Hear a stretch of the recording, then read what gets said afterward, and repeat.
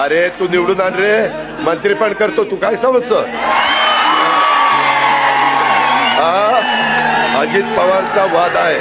मी advocate Manikrao Saraswati Shivajirao Kokate ईश्वर साक्ष शपथ घेतो की वाघाची लीलानी कपाळी टिळा तो जेडंधारासाठी